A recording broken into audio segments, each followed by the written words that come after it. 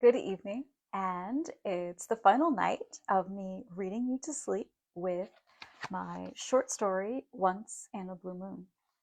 This story is in this collection, A Grave Duet. It was published last fall, and I would be delighted if you were interested in picking a copy up. If you are local to the South Central PA region, you can grab a copy at the Nine Collective in Lancaster or the Serpent's Key in Hanover. Outside of that, you can purchase it online anywhere books are sold as a paper copy or an e-reader. I was the guest author on this book with the editors Casey Fallon and Melissa Peterson Lewis. So thank you to both of them for having me in the book. So the past 3 nights, I have read to you from Once in a Blue Moon, and I hope that if you missed the past 3 nights or any part of it, they're still on my Facebook page, and they're also already uploaded onto my YouTube page as well, so you can catch them anytime. And tonight is the exciting conclusion of the story of the Patapsco Howler in Ellicott City, Maryland. Again, this is a fictional story about a legendary cryptid that apparently is active in the Patapsco Valley State Park in Maryland. And I hope you will enjoy my take on how this goes. Let's get right back into it. Movies got a few things right, like the incredible physical pain of undergoing a transition. But Aslan decided to put that off. She needed to be able to move through town freely and see what Jones was up to. It wasn't what she wanted. Being in her other form felt freeing, amazing, powerful. Instead, she had to use wolfsbane, a deadly poison to most living things, but a suppressant for her. She had brewed her great-grandmother's recipe and carefully filled a tumbler so its effects would last. As she walked toward the museum for a short day of work, she wondered if any guests would visit. With all the attention in town due to the Mathers, there had been many more patrons than usual. Normally, she would have welcomed the guests, but it felt like one more thing to keep track of, especially with her concerns about Devon. When she saw the museum door hanging wide open, extra guests were no longer on her mind. She glanced around and saw that the small window next to the door had been smashed out. A break-in.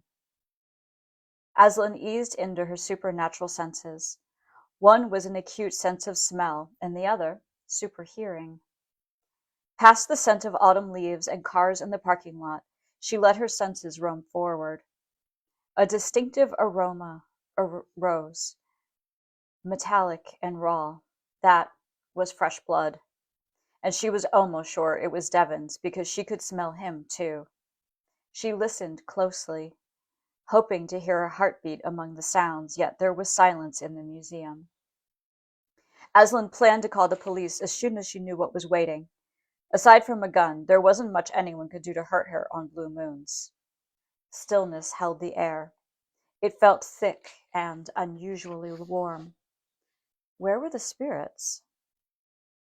The door swung in the October breeze, making its typical creak. Had Devon returned and defended the museum against a theft? Would anything be missing? Her mind skimmed some of the more valuable artifacts. She had requested a real security system beyond basic door locks, but was told there wasn't the budget for it. She pulled up her phone and took a picture to document the doorway just as she found it before walking inside. Again, the warmth of the air felt uncharacteristic of her museum. It was a drafty old building, formerly a large church, and usually full of ghosts. It was almost never warm inside. Padding stealthily across the floor, Aslan heard nothing, felt no presence, yet something was amiss. She scanned each room and corridor, but no Devon. No artifacts were missing either. She made sure to double-check the cash register, which sat undisturbed.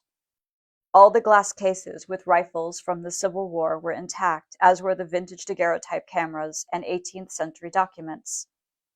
The scent of blood persisted, yet not one drop appeared on the floor. Aslan checked the bathroom and the office area. No one was hiding, nothing was moved, which left the lower levels. Her mind went to the area of the museum with a display about historic farming. There was a hand sickle there, once used to harvest grains. She quickly collected it from the case. The metal was cool in her hand, and she felt confident no one could take her out with this in her possession.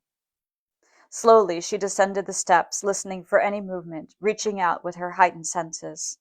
On the first floor, nothing was askew, but the hush made her uneasy. At the doorway to the basement, she turned the latch on the heavy metal flood door, and the new hinges squeaked open. Cold air hit her as spirits rushed out, blowing into and even through her. She gasped as they carried the unmistakable scent of blood. It was almost everywhere between the iron of blood and the wild rush of ghosts whipping by. She took a moment to wait, listening for any other signs of life, but there was nothing, including no heartbeat. The basement had only one light bulb, and since her specialized vision was more for movement than brightness, Aslan clicked on her phone flashlight. She was sure Devon had been there recently and was injured. At the bottom of the steps, she found the crescent symbol scrawled in blood across the wall. There was a ripped shirt on the floor, the blue button-down she remembered seeing him wear the last time he was at the museum. It was spattered with blood. A set of metal handcuffs were smeared with blood as well, and based on the scent, she knew it had been Devon who struggled to get out of them. "Spirits, what happened? Why were you all down here?" she called out when she considered the scene.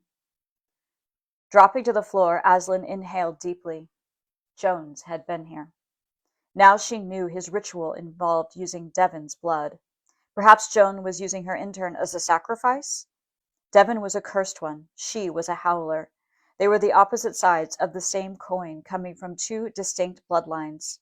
Their ancestors had stayed in the same places for generations, a natural system of checks and balances. Once, they were all protectors. Over the years, Aslan had read werewolf lore from across the world. She knew of no scenario where the blood of a cursed teen was part of any rite of any kind. If Jones killed Devon, Aslan would make sure his fate was the same. And there had been witnesses to this entire ordeal. Where were the ghosts? Why were they hiding? Aslan strode up to the top level and felt the chill air had returned to its regular place in the exhibits. Sipping her travel tumbler of wolfsbane tea, she frowned at both the bitter flavor and the lack of communication from the spirits. "I'm going to need some help here, spirits. I heard the messages you sent. I have the necklace with the amulet stone. Help me find him." Aslan felt the annoyance in her voice. Wind came from the photography exhibit and moved around her in circles. "Save him, cursed one," a hollow voice whispered, then disappeared. With a sigh, Aslan pulled up her phone and called 911. At least with the police also looking, there would be more eyes trying to rescue Devon. Next chapter. Sitting alone in the Patapsco forest was nothing new to Aslan. Few predators, even human ones, were strong enough to pose a true threat to her. During blue moons, that was doubly true. Her mother had surely shifted and was waiting in the darkest woods, a digital scrambler attached to her titanium necklace. The digital signal scramblers they got were small, easy to conceal, and very effective. The devices were securely attached to them both, as well as a few strategic buildings around town. Aslan had set them on timers to be operational from 8 p.m. to 11 p.m., long enough for all of this to blow over without any clear photos or videos. This would surely mess up some families' trick-or-treat photos, but oh well. They would have to blame the Ellicott City ghosts, like people always did when anything electrical malfunctioned. Aslan adjusted her earbud, only in her left ear, as she listened to the Mathers live stream. Randall Jones had remained out of sight. The Mathers were professionals, though, and in their words, the show must go on. They were out in the woods with their videographer, reading lore of the Patapsco Howler by headlamps and looking for clues like footprints or fur. They even explained how blue moons weren't really blue in color, but the second full moon in a month, and they only happened on Halloween every 19 to 20 years. She admired them for doing their homework, and new fans all over the world were surely turned in. They had one camera on the Main Street Railroad bridge. The sky there was a deep indigo, and moonrise had happened dramatically beyond the arched stone bridge. The scene was picture perfect for a Halloween show. They cut to the live bridge image whenever they ran their sponsors' messages. With her other ear, using her supernatural senses, Aslan listened to the night. Her hope was to find Devon and Jones. Aslan pressed a hand to her stomach. The wolfsbane tea churned in her gut, but didn't quell the pressure in her bones. She started to worry if it could truly stop a transition, but she fought it back as she planned to introduce Jones to another artifact, the vintage sickle in her backpack. In the darkness just ahead of her, Aslan saw a ghost taking shape. It was Betsy Tyson, and the young man from the photo, Betsy's son. They were gesturing for her to follow them. Sliding down from the tree branch where she sat, Aslan traipsed carefully, still listening as she followed the ghost deeper into the woods. She smelled him first. The rawness of blood-soaked fur broke her. Devon was seriously injured, drained of blood, and deserted in the woods to transition alone the first time. Her hand itched to put the sickle through Jones for this cruelty alone. Walking into a clearing, she saw a large black wolf lying on a pile of leaves. He softly whimpered as his eyes moved to hers, not even lifting his head. The palest blue eyes in the dark fur, Devon's eyes. Anger surging through her made it harder to fight the transition, but first she needed to help him. Devon, it's Aslan. I have your grandfather's necklace. You're going to transition back, she said gently as she approached him. He struggled to stand, wobbling. One of his legs hung at a sickening angle, and the open wounds gaped in his fur. A heavy metal chain held him to a tree by the neck. I'm so sorry, Devon. I should have been there, she said as she worked on releasing his bindings. When the chain fell to the ground, the huge beast leaned into her, unsteady. She wasn't sure it was even safe for him to transition back, re-breaking bones. Maybe she needed to allow him time to heal in wolf form, where he would recover faster. Let's walk you out of here, someplace where you can rest, okay? Aslan put her arm around his torso, trying to support him as he limped beside her. Oh, it's Randall Jones, Nicole's voice came through the earbud. We're glad you could join up. Aslan tensed, pausing their movement, and focused on the live stream. I've uncovered the truth about the Patapsco Howler, Jones said. Sounds of mumbled voices and shuffling followed. She looked at her phone screen, and the cameraman had lowered the lens, showing objects Randall carried in a wooden crate. They were broadcasting in partial darkness, but from what she could see, it looked like an ornate athame and several jars of dark liquid. Probably Devon's blood. Okay, change of plans, buddy. You're going to stay here and rest, Aslan said to Devon. I have to go and take care of Randall Jones. Devon groaned disapprovingly and nudged her with his snout, as if he wanted to go with her. It wasn't like in the movies. They knew exactly what they were doing in wolf form. There was no forgetting one's identity or purpose. Protective instincts were almost rampant in wolf form. Believe me, I wish you were up for it. And we will be talking more later, she said, taking a long swallow of her wolfsbane tea. You need to heal, though. If you stay still, Devon, you'll heal fast. Just lie down. He's not going to come back for you, I promise. His wolf sigh was loud, but with shaky legs, he rested back into the leaves. Aslan felt a moment of hesitation leaving him, but taking out Jones was critical. Now that she firmly had Devon's wolf scent in her mind, she knew she could easily track him in the woods. She raced towards the area with the trail cams, glancing at the live stream as she went. Aslan hoped her mother would show up soon. I traced the ancient bloodlines, and now with this, Jones brandished the athame, I will become the beast myself, after I take a ritual blood sacrifice from each of you three.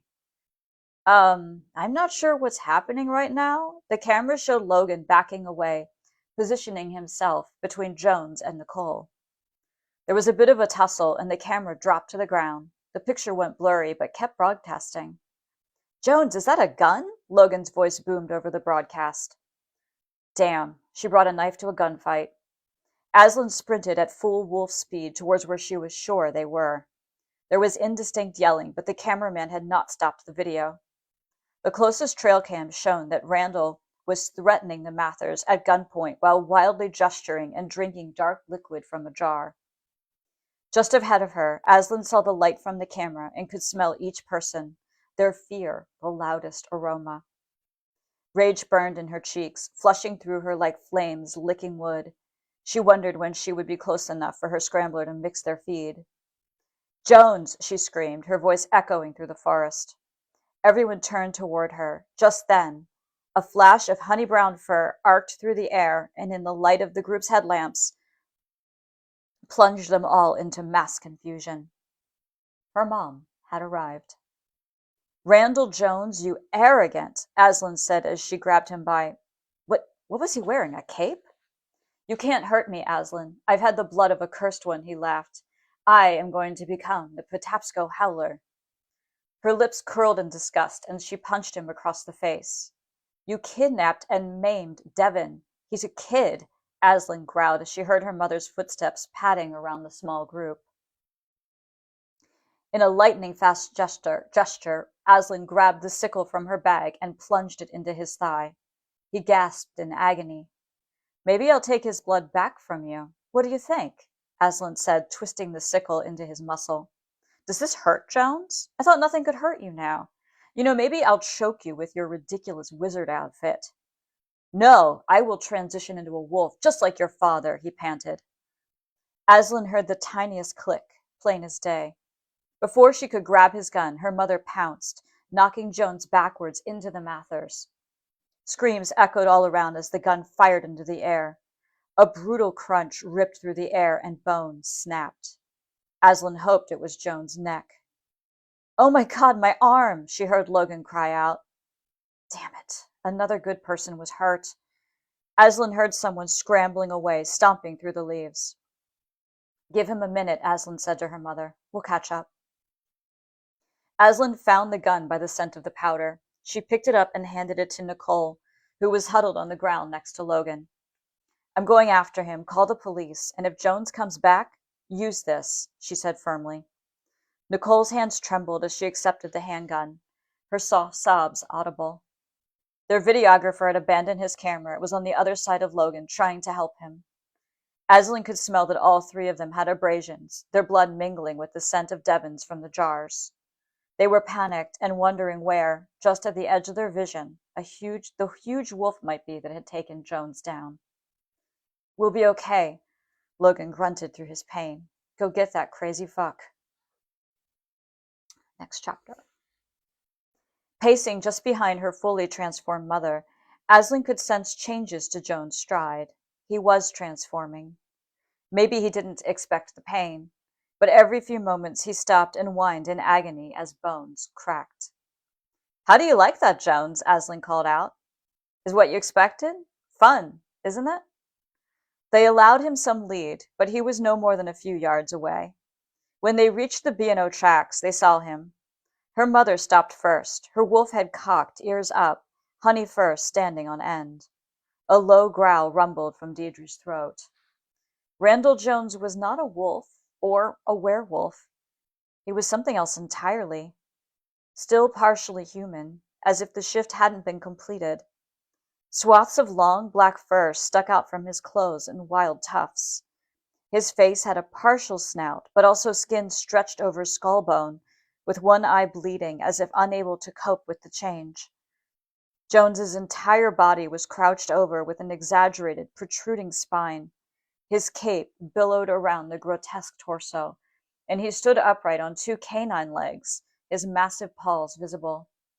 The sickle was still embedded in one leg, blood trickling out, but somehow with fleshy bits growing around it, tender and raw.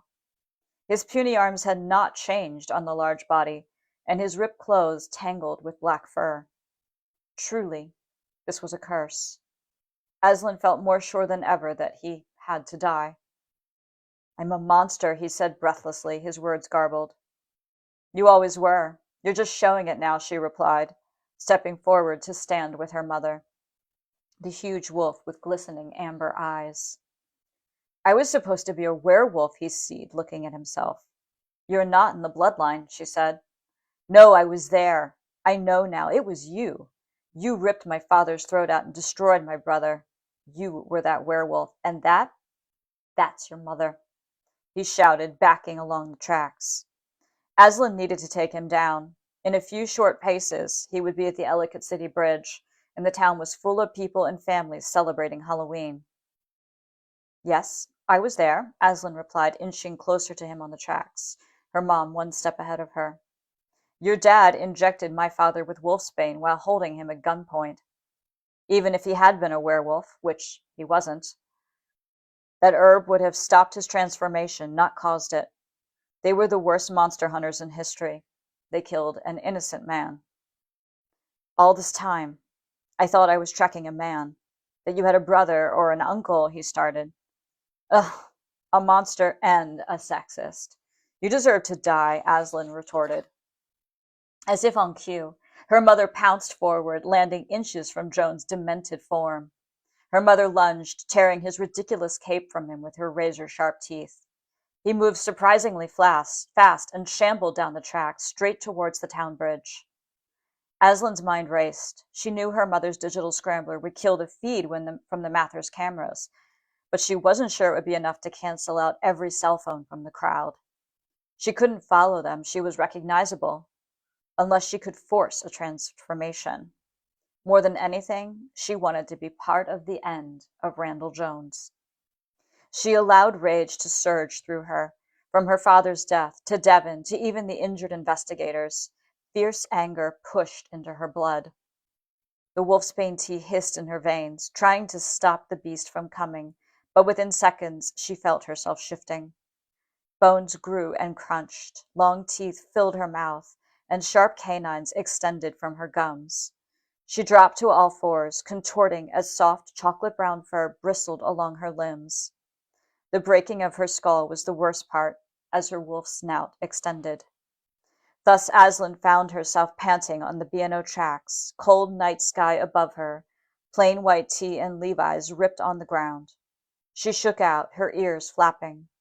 She felt her titanium necklace with the digital scrambler still intact, and somehow her backpack with Devon's necklace was zipped inside and secure.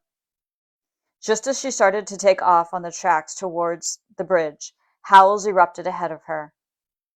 Human howls. Joan stood in the middle of the Ellicott City bridge, upright in front of the Halloween blue moon for all to see. Deidre blocked his way forward, a huge tan wolf, almost feral in the moonlight. It was a show like no other, like an epic movie scene, and people were lined up on the ground watching, pointing, holding up phones, completely in awe as they howled at the pair. Two beasts stalking each other, locked in what no one knew was a lethal fight. Aslan prowled forward slowly, crouched in the shadows. Did people think this was all part of the Halloween event in town? They must. It was going to make tearing Randall Jones to pieces a bit more difficult. Jones started laughing maniacally, his strange, partially transitioned voice bouncing off the stone buildings of Ellicott City. He was enjoying it. It was never about telling the story of his father, of his brother. He wanted to be the beast. She eased in closer, waiting for Jones to be distracted, and then she exhaled into a chilling, soul-piercing howl that sent a hush over Main Street. When Jones turned toward her, she was ready, but just as she started to lunge, a flash of black fur leapt over her. Devon! As her mother bit into Jones' good leg, Devon, a skinny, shadowy wolf, grabbed the monster by the neck. Together they dragged him, staggering off the bridge. Aslan rapidly followed, clamping down on Joan's arm, fangs shearing through skin as her mouth filled with warm blood. In the not-so-far distance, Aslan heard police and ambulance sirens. She hoped they were coming for the Mathers, but new calls might have been made about a mysterious wolf show on the old train bridge. They made a good team, by blood or by bond. Each wolf knew just what to do next, dragging the partially transformed, partially shredded Randall Jones deep into Patapsco Forest. Next chapter. There was a strange hush as she turned the corner onto Main Street the next morning. People were cleaning up Halloween decor, and the mood was surprisingly sober. About halfway up the hill, a Baltimore television news reporter stood with a town official and Nicole Mathers. Police are saying there was a mass panic here last night. Can you tell us what you saw? The well-dressed black man held a microphone towards Nicole. Well, we were in the middle of a live stream from the edge of Patapsco Park, and a ruckus broke out involving Randall Jones, who invited us here, she said. One of our cameras was knocked out. Something happened to cameras and phones. No one seems to have any images from those few minutes. Isn't that correct? The reporter asked. Yes, that is correct. But for us, they were literally knocked out of our hands by Randall Jones when he went into some sort of seizure and pulled a gun, Nicole said. Last night, after she helped Devin transition back and got him home, she and her mother went to the hospital with the Mathers. They were the only ones who knew the truth. Here was the moment to bolster themselves to superstardom, but they didn't. Nicole and Logan respected the request to keep this legacy a secret. The reporter commented, "Ma'am, you are a paranormal investigator. Can you confirm that what happened here last night on Halloween was the appearance of a real werewolf, perhaps even the Patapsco Howler himself?" The reporter held the photo of a murky, out-of-focus figure on the train bridge. Nicole looked up, her eyes meeting Aslan's gaze from a few feet away. "I think the entire thing was a hoax. My husband was seriously injured in the scuffle with Randall Jones, and I can't confirm what it was, but we both saw him under the influence of some substance. He claimed to be drinking human blood. I wish I could say that what everyone saw was real, but I can't say that with any certainty," Nicole stated firmly. As the reporter turned to ask the town official about cleanup and the residents' reaction, Nicole stepped over to Aslan. "Logan will be released tonight.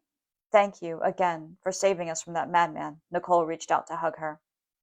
Aslan allowed it, feeling the genuine gratitude from the woman. "You could have said something very different to that reporter," Aslan said at length. "No, we owe our lives to you.